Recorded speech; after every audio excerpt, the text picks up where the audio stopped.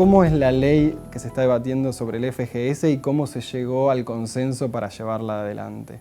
Bueno, el proyecto de ley de defensa de los activos del FGS es un proyecto que ingresa con la firma del presidente de la Nación, un proyecto del Ejecutivo Nacional al Congreso, con la idea de debatir problemas que tenemos en el FGS, pero también que tienen los gobernadores, que se asocia a una deuda muy importante que se empezaron a cumplir los vencimientos de los plazos este mes puntualmente, pero durante 3 años se van a ir cumpliendo. Es una deuda de 101.000 millones de pesos que los gobernadores tienen con el fondo, pero además es una deuda que el fondo tiene que cobrar porque se tiene que hacer cargo de un dinero que es la reparación histórica, que es 800.000 jubilados de la Argentina que entraron en la reparación histórica, tienen que mes a mes ir cobrando esa reparación, que ustedes recordarán, impulsada por una ley en el 2016 del ex presidente Mauricio Macri. Bueno, esto genera una complejidad muy importante y un problema sumamente profundo. Por un lado, los gobernadores no pueden devolver ese monto y esa deuda que tienen con el FGS de la manera en las que está, con las condiciones que está previsto, y por el otro lado, el FGS es un stock. Es un fondo de inversión que no puede hacerse cargo de un flujo constante y permanente. ¿Por qué? Porque naturalmente el FGS dejaría de tener su dinero y sus inversiones si tiene que contar con una deuda estable durante los meses siguientes a los próximos años. Por lo tanto, la solución que propone esta ley es, por un lado, fijar una nueva forma de financiar esa deuda que tienen las provincias con el FGS, y por el otro lado, que esa obligación que tenemos con la reparación histórica, los argentinos y las argentinas, que es hacernos cargo de pagar ese dinero, lo haga el Ministerio de Economía a través del Tesoro.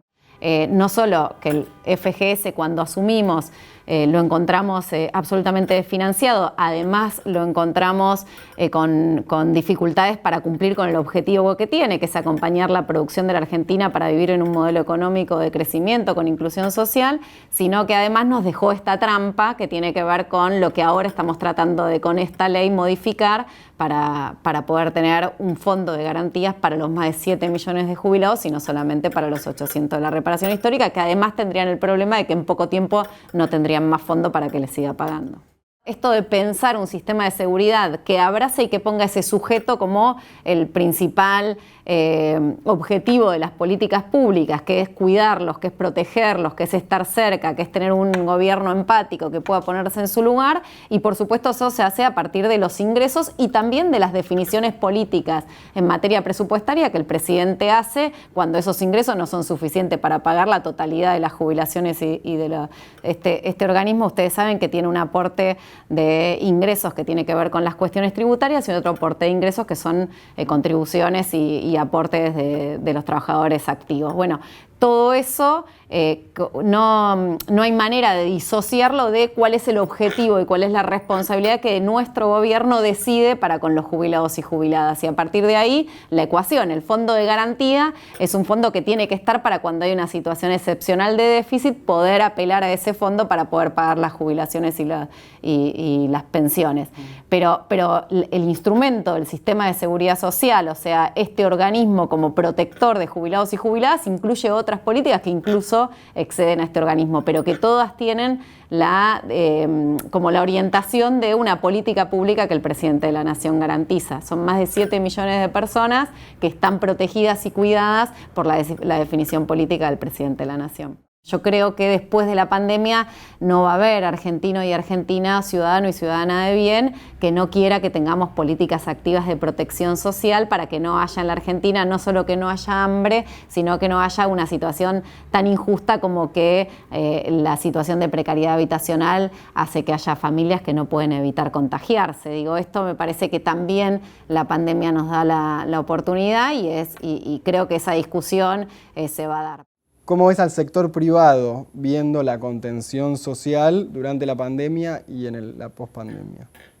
Mira, también creo que eso aprendimos en la pandemia, que es que nadie se salva solo. Incluso el sector privado es parte de una comunidad que quiere desarrollarse. Entonces, si el sector privado se desarrolla, genera empleo, si el empleo tiene un nivel de protección por parte de un modelo económico, de un Estado que garantiza las reglas del juego para que el Estado intervenga sobre ese sector y pueda decir, bueno, un caso puntual, y lo puedo contar porque lo liquidamos en este organismo, somos quienes hacemos esa liquidación mes a mes, es la asistencia al trabajo y la producción. Más de 2 millones de personas, de trabajadores y trabajadoras asalariadas, recibieron la mitad de su salario por una decisión política de un Estado que definió y decidió cuidar al sector privado. El Estado, el tercer sector y el sector privado en comunidad desarrollándose, creo que es la manera en donde vamos a crecer, porque creo que la salida es colectiva y que así va a ser después de la pandemia. Y el sector privado, los representantes del sector privado que no lo vean así, ¿cómo puede interactuar a partir de ahí el Estado? Los que se olviden, por ejemplo, los que no, o los que empiecen a presionar para que cambie. Bueno, con inteligencia. El presidente de la Nación está hablando de la inteligencia del Estado para poder hacer que la Argentina se ponga de pie. Bueno, tendremos que ser lo suficientemente inteligentes para poder poner la Argentina en marcha y de esa manera encontrar las herramientas. Es el Estado el garante de poder generar condiciones de igualdad para poder desarrollarse individualmente las personas, pero también las familias. Y por supuesto, si se desarrollan las personas, se desarrollan las familias, y si se desarrollan las familias, se desarrolla la Argentina. Por lo tanto, el Estado tiene ahí la enorme responsabilidad de generar condiciones. Porque, ¿sabes qué? Si algo aprendimos los argentinos y las argentinas con el gobierno anterior, era que esa frase de "con tu esfuerzo te podés llegar a donde querés", bueno, descubrimos que no era así, porque durante 4 años el esfuerzo de los argentinos fue mayor, incluso un trabajador podía tener hasta más cantidad de horas de trabajo, incluso tener 2 o 3 trabajos y llegar a fin de mes era cada vez más difícil. Entonces, con tu esfuerzo, pero con las condiciones que te genera el Estado para poder hacer que tu esfuerzo valga la pena. Si no, ya descubrimos que no se puede, que no es solos, que no es con una política de Estado alejada a la empatía y a la inteligencia, que no es con un gobierno que garantiza un modelo económico donde muy poquitos crecen y la gran mayoría no se pueden desarrollar. Bueno, de esa manera no es. ¿Cómo es? Bueno, es así. Es con un Estado presente garantizando condiciones para que los esfuerzos de cada una de las personas y de las familias puedan tener el resultado que se proponen.